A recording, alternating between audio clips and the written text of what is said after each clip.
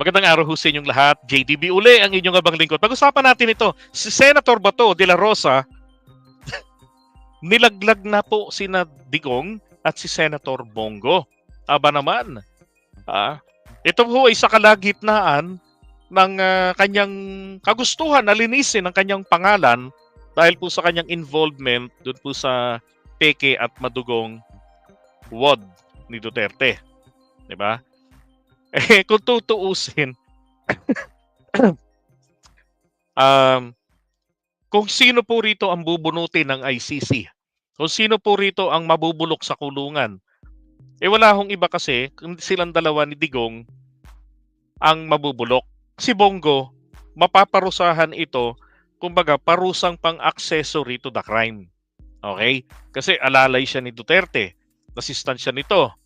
Yun ang kanyang magiging, yung participation niya doon, siyempre kanya-kanya kayong participation. Si Bato de la Rosa po ang ang architect ng war on drugs ni Duterte. Diba? So dalawa sila ni Digong ang talagang pinakapuno ng issue na to. Ito yung kanyang ginawa. Ayan. So hindi natin napansin ito noong October 12, sabi ni, di ba nag-deny si Bongo noon kasi sinabi nga ni Lagarma yung kanyang participation na ganito, dinaan kay Bongo yung bayad, ganyan. So sabi ni Bongo, bilang SAP of the President noon, I have no participation whatsoever, talagang hugas kamay, directly or indirectly in the operational requirements of the war on drugs. Ano pala naging papel mo doon? Diba? So, todo tanggi rin po siya doon sa pagbibigay ng pera, yung sinasabi na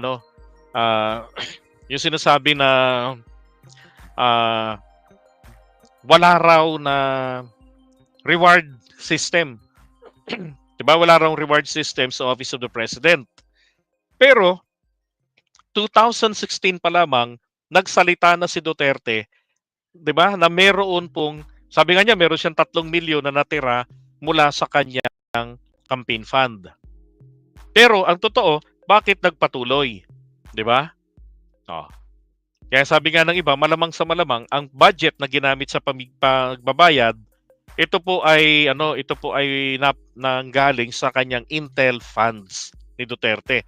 Bakit? Kasi masyadong lumubo yung kanyang Intel funds nung siya po ang maging presidente na. And then doon sa 2023 budget, doon lumubo talaga ng pagkalaki-laki.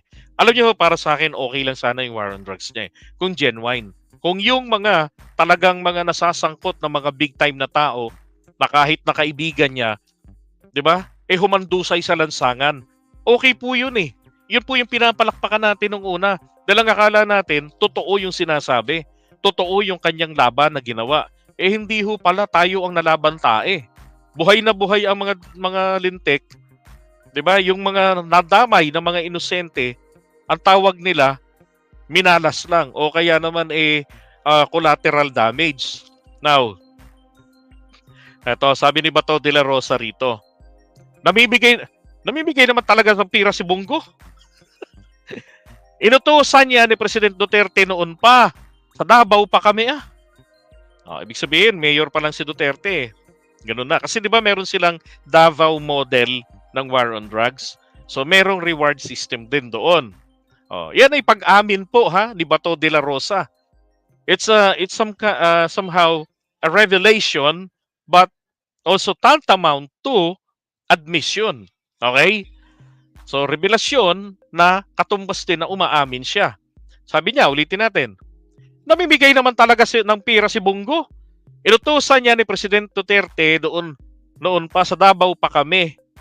Nung nag-chief PNP din ako, kapag may command conference bago mag-uwi, yung mga RD, yung regional director po, may binibigay si Presidente na allowance. So, meron pala naman talaga, Bongo. Hindi ko maisip ngayon kung ano ho yung magiging, kaya yata itsura ni Bongo rito sa picture, pagkalungkot-lungkot. Hindi maisip na hayop kang kalbo ka. Ba't mo naman Ba't mo naman kami binuking? Oh, 'di ba, balikan lang natin ang plano ni Bato de la Rosa. Sabi niya nga, eh, pwede naman kaming mag-investigate. Meron naman na ano diyan ng resolusyon. Sabi niya. At na-repair na sa committee ko. Oh, pwede naman daw. Kailangan ko din namang linisin ang pangalan ko. 'Di ba? So malamang sa malamang po ang magiging ending po nito siya po talaga ang maiimbestigahan. 'Di ba? So there were suggestions except kay Amy Marcos na ito daw po ay dapat dalhin na lamang sa korte. Doon na lamang daw po at magtrabaho ang DOJ. Alam mo naman pag DOJ wala pong transparency. Pabor ako na gawin ito ng Senado o ng Kongreso natin. Senado kasi ayaw humarap ni Bato de la Rosa sa Kongreso eh. Di Senado, 'di ba? Committee as a whole or Blue Ribbon Committee po ang pwede sigurong mag-handle nito. Kasi naka-resist sila ngayon eh. Oh. 'Di ba? Ilulusot niya yung sarili niya. Magkakaroon si Bato de la Rosa dito ng committee report. Sino susulat? Ang tanong doon, ano ang isusulat doon sa committee report? Ano ang magiging recommendation? And since ito naman po ay proactive na gagawin niya, so malamang hindi ito in aid of legislation, 'di ba? Kaya nga nagwo-worry ang Senado. Ang gusto nilang mangyari ngayon as a whole, 'di ba? Kinukonsulta kasi ibang mga senador kung anong gusto nilang gawin dito. Now, para naman po sa mga senador natin, lalo na sa mga katulad ni Senator Amy Marcos na re-electionista, come on. For the sake of vote. Again, for the sake of votes pala, gawin nyo itong transparent. 'Di ba? Pagbigyan po natin ang kagustuhan ni Senator Bato de la Rosa at sinang-ayunan ni Bongo na mag-imbestiga. So imbestigahan din ni Bongo si Bato de la Rosa sa sinasabi niya na siya ay nagbibigay ng pera. Imbestigahan naman ni Bato si Bongo. Wala, parang gago lang tong mga to. 'Di ba? So, Committee of the Whole po ang pinakamaganda rito. Since meron pong revelation at tantamount to admission, ito pong sinabi ni Bato de la Rosa. Again, ulitin lang natin yung kanyang sinabi rito. Ito yung denial ni Bongo, wala siya talagang zero participation sa war on drugs. Pero kapag may mga command conference daw po, sabi ni Bato, yung mga pag-uusap ng mga general with the president, nagbibigay naman daw po ng allowance. Allowance nga po ba talaga yun? Kanya-kanya lang ng tawag yan. Kaya po dapat ay ma-ascertain ito, masiguro, na ito po ba ay allowance lamang per se, like pamasahe, hindi reward, 'di ba? Yun po ang kailangan. Kaya talaga dapat po magkaroon ng investigasyon. Now, tanong, drug addict ka ba? Hindi po. Never pa po ako nakahawak ng kahit alin dyan. Never pa ako nakakita ng actual niyan maliban sa marijuana. Dahil sa squatters area sa likod ng bahay namin, pag nagmarijuana ang mga yan, may natitira kapirasong papel. Yung may ganon. So tinatapon lang nila yan sa daanan. At yung amoy, umaabot yan rito sa amin. Kaya nung nasunog sila, pati kami, bahay namin, nasunog noong 2014. Okay? Drug protector ka ba? Bakit naman? Ba't ganito yung content mo? Kinokontra mo yung war on drugs si Duterte. Hindi po ako drug lord protector. Okay? Isa po ako sa avid supporter ng war on drugs. Sapagkat hindi po maganda na may problema ang bansa natin sa illegal na droga. Okay? Ba't ko ito kinokontra? Kasi po, peke ang war on drugs ni Duterte. Akala natin ay tama, akala natin ay maayos, kaya tayo po ay tuwan-tuwa noon. Pero dahil po sa dami ng mga inosenteng nadamay, lalo na yung anak nung matanda na 13, ang anak niya, wala akong binatbat, yung bunso niya, Diyos ko, ganun-ganun lang na napatay. Meron pang isa na yung kanyang anak ay natutulog na, tinawag, pinabili ng kape. Tapos sumunod na balita, pagkakapihan na po ang inyong anak. Pati pa nga yata yung asawa roon, ganun din yung nangyari. 'Di ba?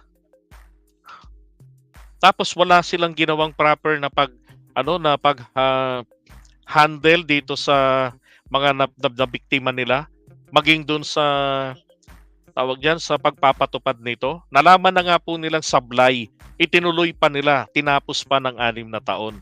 'Di ba? Ang tanong, ilan po ba talaga doon ang talagang mga salarin? Bakit hindi nila ipaliwanag ng maigi bakit nabubuhay yung mga nababalita ng mga big time na mga incheck na sangkot sa illegal drugs? Hmm. 'Di ba? Okay? Ang tama po kasing pagpapatupad dito ay yung pong katulad ng ginawa ni dating Pangulong Duterte. Oops, may magko-quote na namang tanga diyan. Tama po yung ginawa niya na nagpatayo siya noon ng mga rehabilitation centers. Ang problema, those rehabilitation centers, para lang yata ito sa mga anak ng mga bilyonaryo. Di ba? Tapos yung mga mahihirap, crematorium kayo o kaya sementeryo kayo. Yun ang naging problema. Sabi nga, bakit hindi binigyan ng pagkakataon na magbago ang buhay nila? 'Di ba? Na magbago sila. Ba't hindi binigyan ng chance? Oh. Tapos hindi rin naman nalaman nila, hindi rin naman dapat kasi kung mayroong mga ganyang nangyari, dapat diyan ay kagaya ng ginawa po nung araw sa San Juan, Batangas, Lobo, Batangas, at saka Candelaria, Quezon. I think 2003 yata yun o 5. Meron pong ganyan na nangyari noon. Merong 150 daw yung listahan. Nakalista ron yung mga sangkot. So may nahuli silang addict, pinakanta, tinuro yung supplier, yung kinukunan, yung supplier, hinuli, hanggang sa makatukoy nila yung mga source talaga. And apparently, ang main source nanggagaling po sa dagat sa South China Sea. Pinapasok doon yung yung epektos sa pamamagitan ng paghuhulog ng barko ng mga incheck sa dagat. Tapos pinipick up ng mga nagbabangka. At kinukuha naman po kapag kunwari isda. Pero to tell you, yun nakalista po talaga doon na mga ikinanta nila, yun po talaga, inubos yun. Siguro kung may natira doon, 3 lang yata o 2. At talagang positive pa. Yung nabuhay doon, nagbagong buhay talaga, hindi umulit. Malaki ho yung naging pagbabago ron sa lugar. Hindi na po sila araw-araw na nababalita na may mga problemang ganyan. Kasi grabe ho nangyari doon. Nag-trigger dyan ito Merong isang kaso noon na nangyari, eskwelahan na pribado sa Candelaria, Quezon. Yung lugar na yan, private ito, mga mayayaman yung mga estudyante. Meron doong teacher, ginahasa nila ng mga addictus na estudyante. Tapos pinulutan nila yung dede ng teacher, yung tenga, yung ari ng babae. Namatay po yung babae sa tetanus. Doon po, yun ang ganun ang ginawa nila. Ngayon, merong isang sangkot na binibidyohan pa nila yung ginagawa nila. Ang ginawa niya tinapon niya ang cellphone niya sa labas ng gate para may makakuha, maibigay sa mga pulis. So, ang nangyari doon, talagang napuno na yung mga LGU leaders, pati yung mga chief of police. Yun, kada Friday may natutumba. Kailangan na kasi. Ang magandang naging resulta naman nun, yung mga munisipyo, nagpalaki ng dati yung munisipyo, ilan lang yung nakakulong Napakadalang. Kaalog-alog sila doon. Naku, nung mangyari ho yan, pati ho yung matagal nang tumigil sa ganyang gawain, sumuko sa kapulisan. Yung nire-reject na nila, nire-refuse na nila. Ayaw lumabas ng munisipyo, nag-camping doon. Nag-camping sila. Yun po yung literal. Yun ang maganda. Talagang nagkaroon ng epekto. Okay? Tapos ito, ginaya nila. Kaya ho yata yung sinasabing Davao model, baka yung ganyan din. Diba? Kaya lang, pagdating po nila Duterte rito sa nationwide approach, nagkaroon na ng tawag dito, special treatment dun sa mga kaibigan. Diba? Hindi nga pinaimbestigahan yung mga kaibigan Mismo ang presidente pa ang nagde-deny, ibang tao daw yung nasa matrix, pareho lang ang pangalan. Sus Mariosep, 'di ba? Ay naku. Okey, so